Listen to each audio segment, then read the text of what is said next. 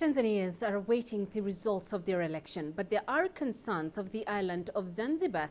That's after an opposition party claimed victory in the presidential elections, raising tensions as mainland Tanzania's vote counting continues. Police fired tear gas at the supporters of Maalim Seif Sharif Hamad, who claimed victory for the Civic United Front. Sunday's vote was considered one of the tightest contests in Tanzania in decades. The Electoral Commission had previously warned candidates not to announce an official result. Full results are expected only on Thursday. The ruling party's John Magufuli is battling former Prime Minister Edward Lowassa for the top job.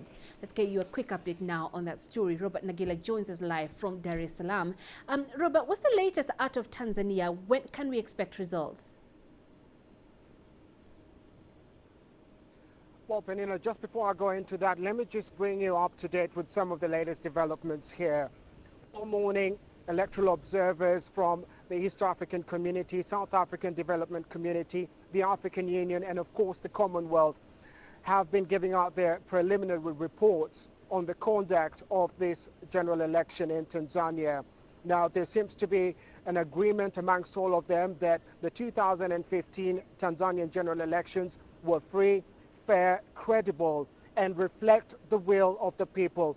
However, they also say that there needs to be a constitutional amendment in their recommendations to allow the losers to seek legal recourse. Currently, that does not happen.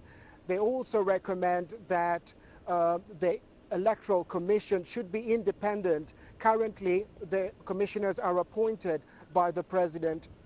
Now, just going to your, back to your earlier question, the violence in Zanzibar, that happened yesterday. What happened was one of the opposition presidential candidates declared himself winner ahead of the official results by the Electoral Commission. Now, that saw his supporters on the streets. The authorities there were not happy with that and dispersed them.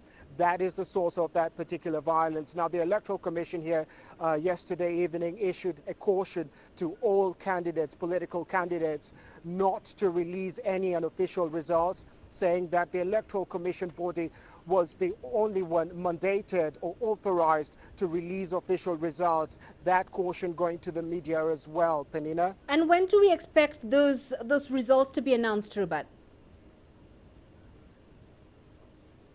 Well, Penina, I did speak to an Electoral Commission official yesterday afternoon, and he did tell me that initially, just before the election, they had thought that they would be able to release their preliminary results within 3 days. However, due to the postponement of voting in some polling stations, they say that they've now looked at that again and say that they believe now they will be able to release the preliminary results within 4 or 5 days. However, it's important to note that that is still within the limit, the time limit the Electoral Commission has to release those results. According to the electoral law here, it says that they have to have released those results within 7 days. So they're not particularly worried. However, they are trying to get those results out as fast as possible because of the situation on the ground. They did not want to aggravate the tension on the ground because as elections go, the longer you wait to release results, it does spell trouble on the ground, especially among supporters on both sides. In this case, the ruling party and opposition supporters. Penina? All right, Robert Nagila, live for us in Dar es Salaam. Thank you.